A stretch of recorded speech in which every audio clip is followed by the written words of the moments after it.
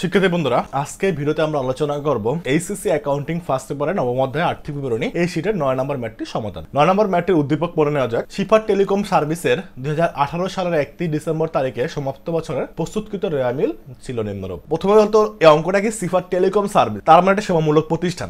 সেবামূলক প্রতিষ্ঠানের ক্ষেত্রে পার্থক্য কি? ক্রয় বিক্রয়মূলক ও সেবামূলক ব্যবসার মধ্যে মেইন পার্থক্য হলো আয় থেকে ব্যয়গুলো বাদ দিতে হবে। কোনটা কোন প্রকারের আয়, কোনটা কোন প্রকারের ব্যয় সেটা লিখতে হবে না। ক্রয় বিক্রয় প্রতিষ্ঠানের ক্ষেত্রে কোনটা কোন প্রকারের আয়, কোনটা কোন প্রকারের ব্যয় সেটা লিখতে হবে, এটাই পার্থক্য। ওকে, তাহলে মূলধন হলো মালিকানা সত্ত্ব, সেবা আয় হলো আয়। এখানে আমরা শুধু আয়ের ব্যয় বলি, যেহেতু এখানে আয় ব্যয় হিসাব করা হবে, তাহলে এখানে লেখো আয়, ব্র্যাকেটে লিখবা সবগুলা। বেতন পরিচালন ব্যয়, এখানে আমরা ব্যয় বলি, ব্যয়। অগ্রিম বীমা, এটা চলতি সম্পদ। আমরা কিন্তু সম্পদ, দায়, মালিকানা সত্ত্ব এগুলো কিন্তু ভাগ হবে, কোনটা কোন প্রকারের দায়, কোনটা কোন প্রকারের সম্পদ। বাট আয় ব্যয়, কোনটা কোন প্রকারের আয়, কোনটা কোন প্রকারের ব্যয়, এটা ভাগ না করলেও হবে। তাহলে অগ্রিম বিমাটা আমরা লিখবো চলতি সম্পদ। দেন মেরামত সামগ্রী, তার মানে কিন্তু এটা সম্পদ। এটা কোন সম্পদ? এটা স্থায়ী সম্পদ। মানে মেরামত করতে হলে তুমি সার্ভিসিং করবা, সার্ভিসিং করার জন্য তোমার কি লাগবে? সরঞ্জাম লাগবে। তাহলে সরঞ্জামটা তোমার প্রতিষ্ঠানের জন্য কি? সম্পদ, এবং এটা কি? স্থায়ী সম্পদ। দেন অনুপার্জিত সেবা আয়, এটা হলো চলতি দায়। অনুপার্জিত সেবা কি? চলতি দায়। দেন টেলিকম সরঞ্জাম, এটা হলো স্থায়ী সম্পদ। অনুপযোজিত সেবার চলতি দায় মানে হলো যে অনুপযোজিত সেবায়, মানে সেবা আয় করার আগে, সেবা দেওয়ার আগে অর্থ নিয়ে আসা হয়েছে, এটাই হলো অনুপযোজিত সেবা আয়। এটা অগ্রিম, যে কোনো আয়ের অগ্রিম কি জানি আমরা? চলতি দায়। পরে উত্তোলন হলো মালিকানা সত্ত্ব। দেন পুঞ্জীভূত অবচয়টা কি? সম্পদ হ্রাস। এটা এই টেলিকম সরঞ্জাম থেকে মাইনাস হবে। তার মানে টেলিকম সরঞ্জামের সাথে ওয়ার্কিং আছে, এটা কিন্তু কোনো মতে ব্যয় লেখা যাবে না, এটা কিন্তু সম্পদ হ্রাস, কোনো মতে ব্যয় না। পুঞ্জীভূত অবচয় যখন অবচয় করি তখন লেখে অবচয় ডেবিট, পুঞ্জীভূত অবচয় ক্রেডিট। তাহলে এই অবচয়টা হলো কি? এই অবচয়টা হলো রেয়া মিলে দেওয়া আছে। তাহলে রেয়া মিলে দেওয়া আছে, তার মানে এটা কি? অবচয় হিসাব আর হবে না, শুধুমাত্র পুঞ্জীভূত অবচয়।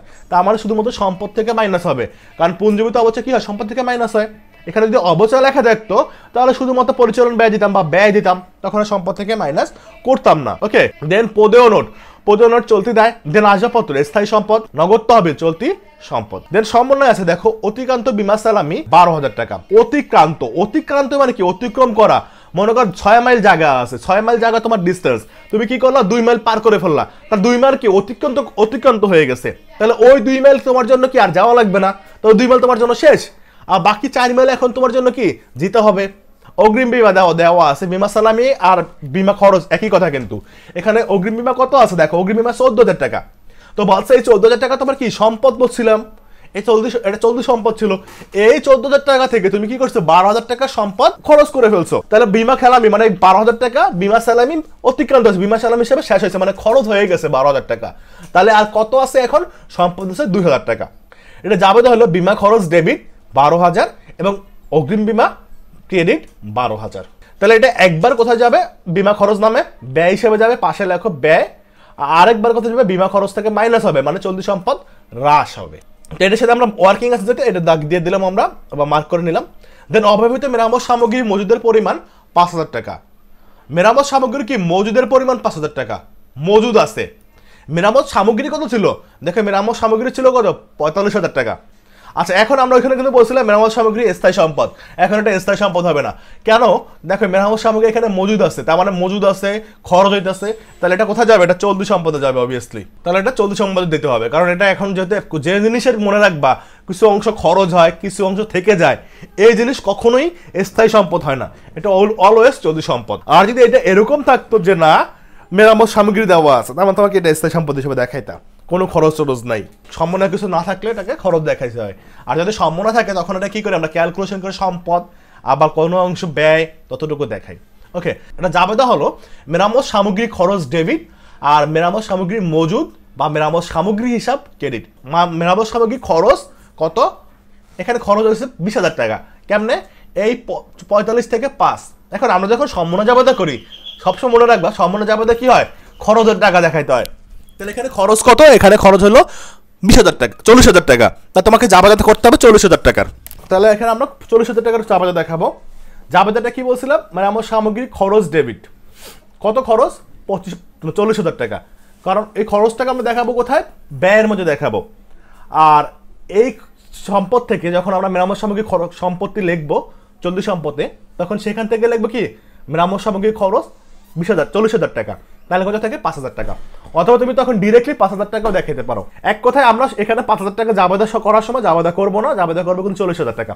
এটা আমরা এই জাবেদার মধ্যে বলবো, খ নম্বর কোশ্চেনে বলবো। দেন দেখো কি বলেছে, টেলিফোন সরঞ্জাম এর 5% অবচয় নির্ণয় করে। এটা জাবেদা তোমরা সবাই জানো, অবচয় ডেবিট, পুঞ্জীভূত অবচয় ক্রেডিট। তো টেলিফোন সরঞ্জাম সাথে ওয়ার্কিং আছে, আর একবার এটা কি ব্যয় হিসেবে যাবে, পরিচালন ব্যয়, এখানে শুধু ব্যয় লিখলেই হবে। দেন অনুপার্জিত সেবা আয়ের 21,000 টাকা উপার্জিত হয়েছে। এই যে উপার্জিত হয়েছে, দেখো এখানে উপার্জিত হয়েছে কত 21,000 টাকা, তাহলে আয় কত 21,000, এখানে অবচয় 5%, ব্যয়টা বের করতেছো, এখানে খরচ 12,000, কিন্তু এইখানে কিন্তু 5,000 টাকা কিন্তু খরচ না, এই কারণে কিন্তু আমরা 40,000 টাকা জাবেদা করছি। সম্পূর্ণ জাবেদা অলওয়েজ যতটুকু খরচ হয়, যতটুকু আয় হয় ততটুকু দেখাইতে হয়, সম্পদ বা দায় কতটুকু আছে ততটুকু জাবেদা দেখানো হয় না। তো টেলিফোন অনুপার্জিত সেবায় কত ছিল, অনুপার্জিত সেবায় ছিল 25,000, উপার্জন হয়েছে 21,000, তাহলে এখন আর অনুপার্জিত আছে কত, এখন অনুপার্জিত আছে 4,000। তার মানে আমাদের দায় কি হয়েছে, হ্রাস পাইছে। তো দায় হ্রাস পেলে নর্মালি কি ডেবিট, তাহলে আমরা লিখবো কি অনুপার্জিত সেবায় ডেবিট আর সেবা আয় হিসাব ক্রেডিট। তাহলে অনুপার্জিত সেবা আয়ের সাথে ওয়ার্কিং আছে, এটার সাথে ওয়ার্কিং করতে হবে, আর সেবা আয় হিসাব ক্রেডিট, সেবা আয় এখানে আমাদের আসছে, এটার সাথে ওয়ার্কিং করতে হবে। ওকে করো, আমরা কোশ্চেনগুলো সলভ করব।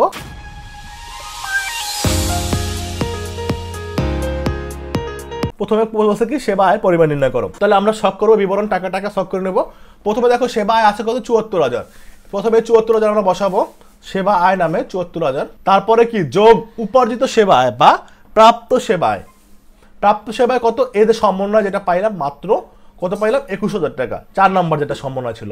এই 21,000 টাকা কি বলছিলাম, সেবা আয় ক্রেডিট আর অনুপার্জিত সেবা আয় ডেবিট, তার মানে সেবা আয় বাড়ছে, তাহলে আমরা এখানে সেবা আয় যোগ করে দেবো যে প্রাপ্ত সেবায় বা উপার্জিত সেবায়, তাহলে 74 সাথে যদি 21 যোগ করি তাহলে আসে কত 95,000, এটা হলো মোট সেবা আয়। সেবা নিয়ে আর কোনো ওয়ার্কিং ছিল না। দেন বলছে প্রয়োজনীয় সমন্বয় দাখিলা দাও, আমরা কিন্তু প্রত্যেকটা সমন্বয় যাবে দেখা দিচ্ছি, ওইটা কিন্তু এখন জাস্ট তোমাকে করতে বলছে খ নাম্বার কোশ্চেনে।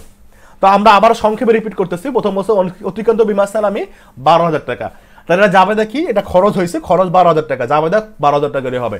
আবারও বলতেছি সমন্বয় জাবেদা অলওয়েজ যতটুকু খরচ হয়েছে ততটুকুর উপর হবে, যতটুকু আয় ততটুকুর উপর হবে, কতটুকু সম্পদ ও কতটুকু দায় ততটুকুর উপর হবে না, অলওয়েজ খরচ এবং আয়ের উপর দেখাইতে হয়। তাহলে এখানে বিমা খরচ কত, বিমা খরচ 12,000 টাকা, তার বিমা খরচ জাবেদা হলো বিমা খরচ ডেবিট, অগ্রিম বিমা ক্রেডিট, কারণ অগ্রিম বিমা কমে গেছে, তো অগ্রিম বিমা ক্রেডিট কত 12,000 টাকা, আর বিমা খরচ ডেবিট 12,000 টাকা। জাবেদা কি লিখবা, ব্যাখ্যা কি লিখবা, ব্যাখ্যা লিখবা বিমা খরচ সমন্বয় করা হলো। এখন তারিখ কেন 31 ডিসেম্বর 2016 লিখলাম, কারণ এখানে যা আছে এই অঙ্কের মধ্যে যা আছে সবকিছু কিন্তু 31 ডিসেম্বর 2016। এখন বলতে পারো যে ভাই এখানে তারিখ দেওয়া নেই, সব সময় সমন্বয় জাবেদা হিসাবকালে শেষ হয়, তাদের হিসাবকাল শেষ হয়েছে 31 ডিসেম্বর, তো তুমি 31 ডিসেম্বরটা দেখাই দেবা, অবভিয়াসলি তারিখ দেখাবা, তারিখ না দেখালে কিন্তু অঙ্ক হচ্ছে না। ওকে, তারপরে জাবেদাটা ছিল সেটা হলো যে অব্যবহৃত মেরামত সামগ্রী মজুদের পরিমাণ 5,000 টাকা। এখন এখানে খরচ কত ছিল, আমি বলছিলাম যে খরচ আছে 40,000, কারণ মেরামত সামগ্রী ছিল 45 আর এখন আছে 5, তাহলে বাকিটা খরচ আছে 40,000, তাহলে 40,000 টাকা জাবেদা হবে। জাবেদা কি হবে বলছিলাম, জাবেদা হবে বলছিলাম মেরামত সামগ্রী খরচ 40,000 ডেবিট আর মেরামত সামগ্রী হিসাব ক্রেডিট, মেরামত সামগ্রী কমে গেছে, মেরামত খরচ বাড়ছে। এটা জাবেদা সব ব্যাখ্যা কি হবে, মেরামত সামগ্রী সমন্বয় করা, এতটুকু লিখলেই চলে। ব্যাখ্যা সবগুলো সমন্বয় জাবেদা যেহেতু বলছে সমন্বয় করা হলে কথাটা লিখলেই হবে, ইজি।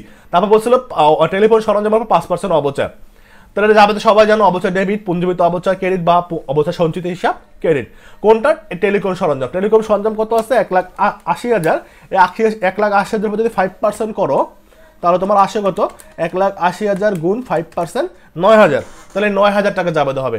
9,000 টাকা জাবেদা কি, অবচয় ডেবিট, পুঞ্জীভূত অবচয় ক্রেডিট। দেন পরের সেটা কি ছিল, অনুপার্জিত সেবা এত টাকা উপার্জিত হয়েছে, তাহলে দায় কমছে বলছিলাম, তাহলে দায় কম না, দায় ডেবিট, অনুপার্জিত সেবায় ডেবিট, আর এর ফলে আমাদের আয়ের পরিমাণ বাড়ছে, আয় বাড়লে আয় ক্রেডিট, তা অনুপার্জিত সেবায় ডেবিট, সেবা আয় ক্রেডিট, অর্জিত সেবার সমন্বয় করা হলো। ওকে, আশা করি বুঝতে পারছো। দেন গ নাম্বার কোশ্চেনটা কি চাইছে, গ নাম্বার কোশ্চেনটা চাইছে নিট মুনাফার পরিমাণ 14,000 টাকা ধরে, নিট মুনাফা 14,000 ধরে আর্থিক অবস্থা বিবরণী তৈরি করতে বলছে। আর্থিক অবস্থা বিবরণী মানে সম্পদ, দায়, মালিকানা সত্ত্ব এগুলো প্রস্তুত করতে বলছে। তাহলে এখানে আমাদের মালিকানা সত্ত্ব করার সময় নিট মুনাফা লাগে, যেহেতু আমরা ক্ষয় নিট মুনাফা বের করি নাই, তাই এরা নিট মুনাফার টাকাটা দিয়ে দিছে যে এত টাকা নিট মুনাফা হবে। ওকে, শুরু করে যাক। প্রথমে আমার বিবরণ টাকা শখ লেখা, সম্পদ সমূহ লিখবো, সম্পদ সমূহ লিখে এখানে কি লিখবো, চলতি সম্পদ বা স্থায়ী সম্পদ, তারপরে দীর্ঘমেয়াদী বিনিয়োগ, তারপরে লাগবে চলতি সম্পদ বা স্থায়ী সম্পদ। উপরে যদি চলতি সম্পদ আগে লিখি 3 নম্বর কলামে চলতি সম্পদ পরে লিখবো, তারপর অলিক সম্পদ। সব নিয়ম আমি জানি, এখানে দুইটা দেখাইছে, আমরা এরকম দুইটা দেখাবো না, আমরা 4টা হেডিং এ দেখাবো। তো এখানে চলতি সম্পদ হিসেবে করছে, প্রথমে দুইভাবে করা যায় বলছিলাম, তাহলে আমরা চলতি সম্পদ ধরেই করি। তাহলে প্রথমে আমরা খুঁজি, আমরা একসাথে পুরো অঙ্কটা দেখি যে কোনখানে কোন সম্পদ আছে। ওকে, তাহলে এখানে দেখো কি আছে। প্রথমে আছে অগ্রিম বীমা। সবার আগে চলতি সম্পদ তুমি নগদ টাকা এটা দিয়ে দিবা, নগদ টাকা 15,000, এটা বসায় দাও 15,000, নগদ 15,000 চলতি সম্পদ। এই যে এটা পরে লেখছে, এই জিনিসটা তুমি টপে লিখবা, সবার আগে লিখবে। এইখানে কত লিখবা? এই 15,000 লিখবে, এই 15,000 এইখানে বসবে, এই 15,000 এইখানে বসবে, ঠিক আছে, প্রথম কলাম বসবে। তারপর সিরিয়ালি লিখি, সিরিয়ালে দেখো কি আছে, অগ্রিম বীমা। অগ্রিম বীমা ছিল 14,000 এবং খরচ হয়ে গেছে 12,000, তাহলে বীমা খরচ কত? বীমা কত আছে? বীমা আছে 2,000, তাহলে এখানে অগ্রিম বীমা 14,000 বাদ বীমা খরচ 2,000, কারণ অগ্রিম বীমা চলতি সম্পদ। এতটুকু লিখলে কত আসে? 2,000 আসে, তাহলে 2,000 চলতি সম্পদ। তারপরে আছে মেরামত সামগ্রী, এটা চলতি সম্পদ। মেরামত সামগ্রীর মধ্যে কি ছিল? আবার মজুদ ছিল, তাহলে আমরা ডিরেক্ট মজুদ লিখতে পারি, মেরামত সামগ্রীর মজুদ 5,000, অথবা এভাবে লিখতে পারি মেরামত সামগ্রী 45,000 বাদ মেরামত খরচ 40,000, তাহলে 5,000 টাকা। দেন সম্পদ কি ছিল? দেন সম্পদ ছিল আমাদের টেলিকম সরঞ্জাম, এটা কিন্তু স্থায়ী সম্পদ, এটা স্থায়ী সম্পদে দিবা টেলিকম সরঞ্জাম। দেন এই সরঞ্জামের সাথে কি ছিল? পুঞ্জীবিত অবচয়। পুঞ্জীবিত অবচয় দেখো রামেলে দেওয়া ছিল 9,000, আর আমরা 1,80,000-এর উপরে আমরা বের করছিলাম কত? 5%, 9,000। তাহলে এই 9 আর এই 9 কত আসে? 18,000 যোগ করলে, কারণ অবচয় নেওয়ার সময় কিন্তু আমরা এই 5% নিয়েছি শুধুমাত্র। আর এইখানে যখন করবো তখন কিন্তু শুধু 5% নিলে হবে না, পুঞ্জীবিত অবচয় রেয়ামিল যেটা ছিল সেটাও দেখাইতে হবে, কারণ রেয়ামিল এন্ট্রি তো একবার যাবে, এটা তো পরিচালন ব্যয় যায় নাই, এটা গেছে কোথায়? এটা গেছে আর্থিক অবস্থা বিবরণীর মধ্যে যাবে। ওকে, তাহলে 9 যোগ করলে 18,000, 18,000 তুমি একবারে বাদ দিয়ে দিতে পারো। 1,80,000 থেকে 18,000 মাইনাস করলে 1,62,000। এখানে মাইনাস যেগুলোই বলবে তুমি অবভিয়াসলি ব্র্যাকেট দিয়ে দিবা। দেন কি ছিল? দেন হলো যে তোমার চলতি সম্পদ ছিল বা স্থায়ী সম্পদ ছিল, আসবাবপত্র স্থায়ী সম্পদ। তাহলে এটার সাথে কোনো অবচয় নাই, পুঞ্জীবিত অবচয় নাই, তাহলে ডিরেক্ট বসাই দেবে, এটা স্থায়ী সম্পদে 16,000 টাকা। দেন সমন্বয় কোনো এটার দেখাইছি সমন্বয়, এটা সম্পদ এটাও দেখাইছি, আর কোনো এটাও দেখাইছি, আর কোনো সমন্বয় সম্পদবোধ কিছু নাই। তাহলে আমরা এখানে এই সম্পদ যেগুলো বসেছিলাম চলতি সম্পদ সবগুলো যোগ করবো, কত আসে? 22,000। দেন এখানে লিখবা দীর্ঘমেয়াদী বিনিয়োগ, দীর্ঘমেয়াদী বিনিয়োগ, ঠিক আছে, দীর্ঘমেয়াদী বিনিয়োগ লেখা এখানে কি করবা? হেডিং দিয়ে দিবা, হাইফেন দিয়ে দিবা। তারপরে স্থায়ী সম্পদ, স্থায়ী সম্পদ কত? এই দুটো যোগ করলে আমাদের আসে 1,78,000। তারপরে লিখবা অলিক সম্পদ বা অসম্মানিত ব্যয়, এটা লিখবা, সংক্ষেপে লিখবা বা পুরোপুরি লিখবা, লিখে এখানে হাইফেন দিয়ে দিবা, ঠিক আছে। দেন সব সম্পদগুলো যোগ করবা, এটা ফরম্যাট কিন্তু দেখাইতে হবে, সবগুলো সম্পদ যোগ করলে কত আসে? 2 লাখ। দেন সম্পদের পাশ শেষ, এবার আমরা লিখবো দায় ও মালিকানা সত্ত্ব, এবং সেটা সমান কত হবে? 2 লাখ টাকাই হবে। তাহলে দায় ও মালিকানা সত্ত্ব প্রথমে লিখলাম চলতি দায়, যেহেতু চলতি হিসাবে করতেছি চলতি দায় লিখতেছি। ওকে, তুমি স্থায়ী দায় লিখতে পারো চাইলে। তো চলতি দায়ের মধ্যে কত কি আছে দেখো। চলতি দায় আমাদের এখানে আসিল অনুপযোজিত সেবায়, অনুপযোজিত সেবায় আসলো 25,000 টাকা। দেন এর সাথে একটা ওয়ার্কিং ছিল যে 21,000 টাকা উপার্জিত হয়েছে, মানে অনুপযোজিত সেবায় কমে গেছে। তাহলে কমে গেলে কত আছে? এখন 4,000 টাকা আছে। তা তুমি এইভাবে দেখাই দিবা 25,000 মাইনাস অর্জিত সেবায় বা সেবায় 4,000, তাহলে 21,000, তাহলে থাকে কত? 4,000। দেন এখানে আছে পদেয় নোট, পদেয় নোট আছে কত? 52,000। এই 52,000 তুমি দেখাই দিবা চলতি দায় হিসাবে 52,000। দেন রেয়ামিল সমন্বয় আর কোথাও চলতি দায় নাই, যোগ করলে কত আছে? 56,000। দেন এখানে লাগবে স্থায়ী দায় বা দীর্ঘমেয়াদী দায়, স্থায়ী দায় বা দীর্ঘমেয়াদী দায়, এটা লিখতে হবে। দেন এটা স্থায়ী দায়, এটা লিখলা স্থায়ী দায়।